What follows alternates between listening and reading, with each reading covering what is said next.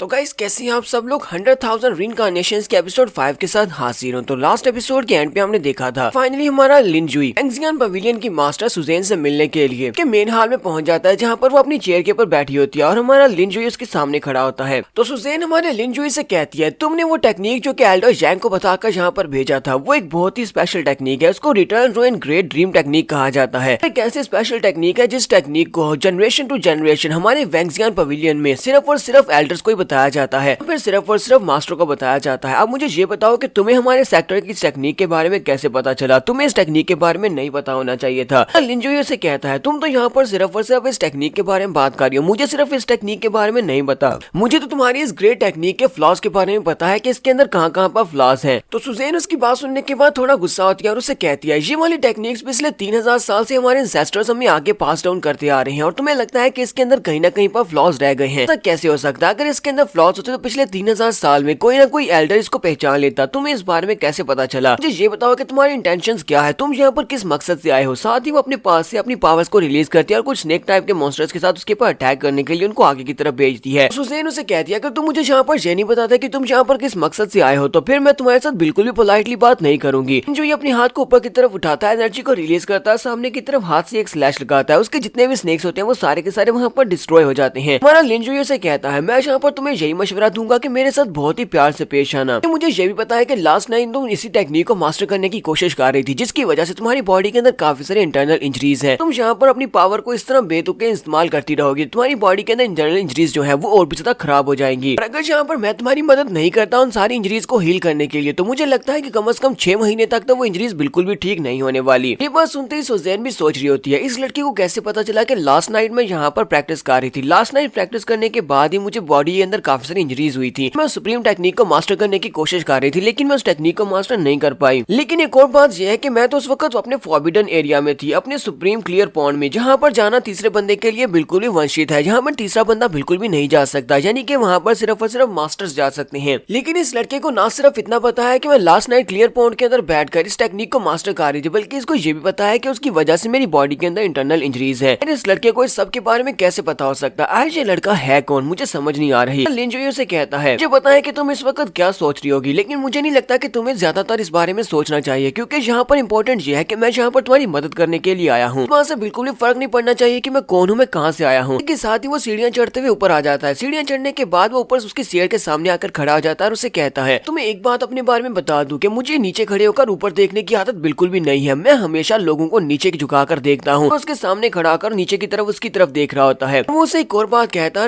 है, दोबारा मुझे कभी भी डराने की कोशिश मत करना, क्योंकि मैं किसी की धमकियों से बिल्कुल भी नहीं डरने वाला। लिनजुई कहता है, मुझे तुम्हारे सारे सीक्रेट्स के बारे में पता है, मुझे एक और बात भी पता है कि इस वक्त तुम्हें दो चीजें बहुत ज्यादा परेशान कर रही हैं। लिनजुई क्योंकि उसके बहुत ज्यादा करीब खड़ा होता है, इसी वजह से उसकी बॉडी के अंदर से उसकी की पावर रिलीज हो रही होती है। सुजेन भी सोच रही होती है, ऐसा कैसे हो सकता है? ये लड़का तो मॉर्टल ड्राम के फर्स्ट लेवल पर है, मेरे सामने खड़े होकर इसका प्रेशर इतना ज्यादा रिलीज हो रहा है कि मेरी सांस बंद हो रही है। हमारा लिनजुई से बताता है कि वो दो बातें कौन सी हैं। वो उसे कहता है, मुझे ये बात तो पता है कि डीमन सी लैंड और उसके साथ साथ रेड ह्यूमन पवेलियन दोनों ने आपस में हाथ मिला लिए हैं, की वजह से वैंगजियान क्लैन के ऊपर और बहुत बड़ा खतरा आ चुका है, क्योंकि वो दोनों अगर आपस में मिल जाएं तो वैंगजियान क्लैन वालों को बड़ी आसानी से वो हरा सकते हैं। तुम्हारा वैंगजियान क्लैन कभी भी इन दोनों क्लैंस में से किसी एक का हिस्सा नहीं बनना चाहेगा, तुम हमेशा से इंडिपेंडेंट रहना चाहते थे। फिर साथ ही हमारा लिनजुई से कहता है, और दूसरी बात यह है तुम्हारी कल्टीवेशन लेवल, तुम एक लंबे अरसे से अपनी कल्टीवेशन लेवल में फंसी हुई हो, तुम रीइंकार्नेशन के लास्ट स्टेप के ऊपर फंसी हुई हो, लेकिन तुम दूसरी ट्रांसेंडेंट ड्राम में अपने आप को ब्रेक थ्रू नहीं करवा पा रही। चाहे कितने साल गुजर चुके हैं लेकिन तुम ऐसा नहीं कर पा रही। तुम्हारी इस खामी के बारे में पता है, मुझे ये भी पता है कि तुम कैसे ब्रेक थ्रू कर पाओगी, इसी वजह से मैं तुम्हारी इस खामी को दूर कर सकता हूँ। लिनजुई यहाँ पर उसके सामने अपनी डील रखता है। वो उसे कहता है कि तुम यहाँ पर मुझसे वादा करो कि तुम मेरी डील को एक्सेप्ट करोगी, तो उस डील के मुताबिक मैं तुम्हारी मदद करूंगा और तुम्हें मेरी मदद करना होगी। तो ज़ेन उसे कहती है, अच्छा फिर ठीक है, मुझे बताओ कि तुम्हें मुझसे क्या चाहिए। और साथ ही वो सोच रही होती है, इस लड़की को मेरी कल्टीवेशन के बारे में पता है कि मेरी कल्टीवेशन टॉप लेवल पर फंसी हुई है और मैं अगले लेवल में लेवल अप नहीं कर पा रही। ये लड़का है कौन जिसे मेरे सेक्टर के इतने ज्यादा सीक्रेट्स के बारे में पता है? तुम्हारा लिनजुई से कहता है, मेरी डील बहुत ज्यादा आसान है, मुझे तुम्हारी सेक्टर का सुप्रीम क्लियर पॉइंट चाहिए ताकि मैं वहाँ पर बैठकर कल्टीवेट कर सकूँ। ये बहुत ज्यादा आसान है। तो सेक्टर मास्टर सुजेन उसकी डील को एक्सेप्ट कर लेती है। यहीं से नेक्स्ट सीन हमें दूसरे मास्टर का दिखाया जाता है। मास्टर जानजू का सीन दिखाया जाता है। तो जानजू को जब पता चलता है कि उसके बेटे का एक बाजू कट चुका है, तो उसका बेटा जब उसके पास वापस आता है तो बहुत ज्यादा गुस्सा हो जाते हैं और चिल्लाकर कहते हैं, कैसे हो गया? उसके सामने वो दोनों गार्ड्स होते हैं जो कि उसके साथ गए थे। वो उनसे कहते हैं, क्या तुम लोग मेरे बेटे को प्रोटेक्ट भी नहीं कर सके? दोनों से कहते हैं, सीनियर जानजू प्लीज हमें माफ कर दे, हम वाकई में मरना डिजर्व करते हैं। लेकिन असल में वो बंदा बहुत ज्यादा पावरफुल था। लेकिन हमें उस लड़के के बारे में न्यूज मिल चुकी है, हमें पता है कि इस वक्त वो कहाँ पर है। इस वक्त वो हमारी सेक्टर मास्टर सुजैन से मिलने के लिए मेन हॉल में मौजूद है। जैसे ही वो वहाँ से बाहर निकलेगा, हम अपने लोगों को वहाँ पर भेजने वाले हैं और उसे मार डालेंगे। बेटे के बाजू के कटने का बदला हम उससे लेकर रहेंगे। ये बात सुनते ही एल्डर जानजू और भी ज्यादा गुस्सा हो जाते हैं और कहते हैं क्या वो बंदा वहाँ पर उस मेन हॉल में चला गया? अच्छा ठीक है, तुम लोग दफा हो जाओ, मैं तुम्हारी शक्ल नहीं देखना चाहता। तो वो दोनों ही गार्ड्स बहुत ज्यादा खुश हो जाते हैं और उसे कहते हैं मास्टर आपका बहुत बहुत शुक्रिया जो आपने हमारी जान बख्श दी। और वो उठकर वहाँ से जाने लगते हैं। जैसे वो थोड़ा सा आगे बढ़ते हैं उसी वक्त मास्टर जानजू वहीं पर खड़े खड़े अपनी आइस पावर्स को रिलीज करते हैं। वो अपनी आइस पावर्स को रिलीज करते हुए दोनों के ऊपर अटैक कर देते हैं। उन दोनों को भी समझ आ जाती है कि एल्डर ने उन्हें छोड़ा नहीं है। वो उसे गाली देते हुए कहते हैं कमीने कहीं के, तुमने यहाँ पर हमें धोखा दिया है। लेकिन अब तो देर हो चुकी है। ग्राउंड के ऊपर से आइस उनकी बॉडी के अंदर फैल जाती है और वो वहीं पर पूरे के पूरे आइस क्रिस्टल में तब्दील हो जाते हैं। मास्टर जानजू उन दोनों को आइस क्रिस्टल बनाने के बाद कहते हैं तुम्हारे जैसे कुत्तों का क्या फायदा जो कि अपने ही मालिक की रक्षा नहीं कर सकते, तो तुम लोग बिल्कुल बेकार हो। तो ऐसे कुत्तों को मार दिया जाता है और वो आगे बढ़ते हैं और अपनी पावर्स को रिलीज करते हुए दोनों क्रिस्टल स्टैचूज के ऊपर जाकर अटैक करने वाले हैं। और उन दोनों के ऊपर अटैक करने के बाद वो उन दोनों की बॉडीज को वहीं पर टुकड़े टुकड़े कर देते हैं। यहाँ पर उसने उन दोनों गार्ड्स को मार दिया है तो उसका बेटा भी वहीं पर खड़ा होता है। उसका बेटा उसे कहता है डैड उस बंदे ने कहा था कि वो डीमन लैंड से आया हुआ है कैनवॉय है, क्या आपको भी लगता है कि वो कैनवॉय नहीं है, यानी कि वो डीमन लैंड से आया हुआ मैसेंजर नहीं है? डैड उसे कहते हैं बेवकूफ लड़के कहीं के, मैंने तुम्हें कितनी बार कहा है कि अपनी बेवकूफों वाली हरकतें छोड़ दो। तो डीमन लैंड से आया हुआ एनवॉय होगा, वो इनविजिबल होगा, यानी कि वो यहाँ पर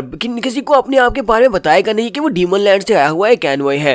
और वो इतना ज्यादा पावरफुल होगा कि मैं भी उससे डरूंगा। लेकिन तुम जहाँ पर जिस बारे में बता रहे हो कि वो सिर्फ और सिर्फ मोर्टल राम का एक एक्सपर्ट था, तुम्हें क्या लगता है कि मोर्टल राम का कोई एक्सपर्ट डीमन लैंड से आया हुआ कोई एक्सपर्ट हो सकता है? फिर साथ ही वो अपने बेटे से कहती है लेकिन तुम्हें ज्यादा परेशान होने की जरूरत नहीं है, उसने तुम्हारे साथ जो कुछ भी किया इस बात का बदला मैं लेकर रहूंगा। तब तक वो लड़का हॉन्गमैंग कॉन्टिनेंट के ऊपर रहेगा, तब तक वो मेरे हाथ से नहीं बच सकता। मैं उसे ढूंढूंगा, ढूंढ कर उसे मार डालूंगा। सीटू जॉय भी वहाँ पर जोर जोर से रोना शुरू कर देता है और अपने फादर से कहता है फादर प्लीज आपको मेरा बदला लेना होगा, उसने मेरे साथ बहुत ही बुरा किया है। कहीं से नेक्स्ट सीन फिर से हमें मेन हॉल का दिखाया जाता है। तो हमारा लिन जुई सुजैन के सामने खड़ा होता है। सुजैन उसकी रिक्वेस्ट को एक्सेप्ट कर लेती है। वो कहती है ठीक है मुझे तुम्हारी डील मंजूर है। साथ ही वो कहती है लेकिन तुम्हें पता है कि सुप्रीम क्लियर पॉइंट वो हमारा फॉरबिडन एरिया है, वहाँ पर कोई भी ऐसे एंटर नहीं हो सकता। मैं और मेरी छोटी बहन जो कि लिटिल सेंटेंस है जी, उसके अलावा यहाँ पर कोई भी नहीं जा सकता। इसी वजह से मुझे यहाँ पर तुम्हें एक टाइटल देना होगा, मुझे तुम्हारी आइडेंटिटी को चेंज करना होगा। फिलहाल के लिए मैं अपने सेक्टर का तुम्हें सेंट किंग बनाती हूँ। सेंट किंग की आइडेंटिटी तुम्हें मिलेगी जब हम दोनों की डील पूरी हो जाएगी, उसके बाद हम तुम्हारी आइडेंटिटी तुमसे वापस ले लेंगे। लिन जुई से कहता है ठीक है हम दोनों में डील हो गई, मैं सुप्रीम क्लियर पॉइंट में तुम रात के वक्त तुमसे मिलूंगा, तुम्हें भी वहाँ पर आना होगा, वहाँ पर मैं तुम्हारी मदद करूंगा तुम्हारी कल्टीवेशन को बढ़ाने में, साथ ही मैं तुम्हें हील भी करूंगा। तो उसे कहती है तो अभी हम लोग वहाँ पर क्यों नहीं जा सकते, रात के वक्त क्यों आना है? लिन जुई से कहता है क्योंकि फिलहाल के लिए यहाँ पर एक और बड़ा मसला है जिसको हमें निपटना है, क्योंकि उसी वक्त उन्हें बाहर से आवाज आ रही होती है क्योंकि एल्डर जानजू वहाँ पर पहुंच रहे होते हैं। हमारा लिन जुई से कहता है तो फिलहाल के लिए यहाँ पर एक मसला है जिसे सुलझाना है, तुम्हारे दरवाजे के पर मुश्किल आ चुकी है। एल्डर जानजू वहाँ पर पहुंचते हैं और कहते हैं कि मैं यहाँ पर आने में लेट हो गया, क्या मैंने यहाँ पर कुछ इंपॉर्टेंट बातें मिस कर दी हैं? तो सुजैन उसे कहती है एल्डर जानजू आप इस वक्त यहाँ पर क्या कर रहे हैं? एल्डर जानजू वहाँ पर आते ही उनको पहले रिस्पेक्ट देते हैं क्योंकि वो उनकी सेक्टर की चीफ है, इसी वजह से। फिर साथ ही वो से कहते हैं मैंने सुना है कि हमारी लिटिल सेंटर्स को किसी ने किडनैप कर लिया था, लास्ट नाइट किसी ने उसे किडनैप किया था और उसके बाद सुबह के वक्त एल्डर ग्लैंग उसको बचाने के लिए गई थी और उसको बचाकर वहाँ से वापस ले आई है। क्या ये बात वाकई में सच है? तो सुजैन उसे कहती है हाँ ये बात वाकई में सच है। एल्डर जानजू सच आपने कहा कि हमारी लिटिल सेंटर्स को किसी ने किडनैप कर लिया था और उसके बाद एल्डर जैंग उसे बचाकर लेकर आई है। फिर साथ ही एल्डर जानजू की नजर हमारे लिन जुई के ऊपर पड़ती है। वो लिन की तरफ देखते हैं और सोच रहे होते हैं ये तो वाकई में मोर्टल राम का एक एक्सपर्ट है, यानी कि जितना भी स्ट्रॉन्ग नहीं है। हमारा लिन जुई भी उसे वहाँ पर हेलो बोलता है। जैसे वो उसे हेलो बोलता है तो एल्डर बहुत ज्यादा गुस्सा हो जाते हैं और गुस्सा होने के बाद वो जल्दी से लिन के ऊपर अटैक करने के लिए आगे बढ़ते हैं और कहते हैं मैंने सुना है कि यही वो लड़का है जिसने हमारी फेरी को किडनैप किया था, तो मैं इसको बिल्कुल भी नहीं छोड़ने वाला, मैं इसको सजा देता हूँ। और वो बड़ी स्पीड से हमारे लिन जुई के ऊपर अटैक करने के लिए आगे बढ़े होते हैं। अपने हाथ के ऊपर अपनी आइस के कवच को भी चढ़ा लिया होता है और अपनी आइस पावर को रिलीज करते हुए जैसे उसे मारने के लिए उसके करीब पहुंचते हैं, उसी वक्त हमारा लिन उनके सामने से गायब हो जाता है। लिन उनके सामने से गायब होने के बाद उसके पीछे वाली साइड पर पहुंच जाता है और अपनी उंगली को उसके सर के ऊपर रखता है और कहता है मैंने तो ऐसा बिल्कुल भी नहीं सोचा था कि एल्डर जानजू मुझे देखते ही यहाँ पर इतने ज्यादा उतावले हो जाएंगे कि मुझे गले मिलने के लिए इतनी स्पीड से आगे बढ़ेंगे। अफसोस की बात यह है कि मैं फिलहाल के लिए आपको गले से नहीं लगा सकता, अगर आप चाहें तो मैं अपनी उंगली को यूज कर सकता हूँ। एल्डर जानजू बेचारा बहुत ज्यादा घबरा जाता है और कहता है ऐसा कैसे हो सकता है, ये इतनी स्पीड के साथ मेरे पीछे कैसे पहुंच गया, ये तो सिर्फ एक मोर्टल राम का एक्सपर्ट है, फिर इसकी स्पीड मुझसे भी ज्यादा कैसे हो सकती है? कि अगर मैंने यहाँ पर थोड़ी सी गलती की तो ये अपनी उंगली के अंदर से एनर्जी को रिलीज करेगा और मेरा सर उड़ा देगा। सुजैन भी एल्डर जानजू से कहती है एल्डर जानजू आपकी इस बात का क्या मतलब है, आपने इस लड़के के ऊपर अटैक क्यों किया है? जानजू से कहता है तुम आप यहाँ पर मेरी बात को गलत मत समझना, मैं तो सिर्फ और सिर्फ अपनी सेंटर्स के लिए सब कुछ कर रहा हूँ। हमारी सेंटर्स लिटिल फेरी उसका स्टेटस हमारे सेक्टर में बहुत ज्यादा हाई आई है और मैंने सुना है कि इसी लड़के ने उसे किडनैप किया था, इसी वजह से मैं अपने आप को रोक नहीं पाया। अब यहाँ पर इसको खड़े करके इससे बातें कर रही है। मुझे तो लगा था कि आपने अभी तक इसको पकड़कर जेल में डाल दिया होगा ताकि इसको इंटेरोगेट किया जा सके किसने ये सब कुछ क्यों किया है। तो यहाँ पर हम लोग अपनी एपिसोड 5 का एंड करेंगे और नेक्स्ट एपिसोड में देखेंगे जानजू को किस तरह चीफ यहाँ पर शांत करने वाली है। तो एक्सप्लेनेशन अच्छी लगी हो तो कमेंट करके जरूर बताइएगा। चैनल को सब्सक्राइब कर दे, वीडियो को लाइक और शेयर कर दे। शुक्रिया।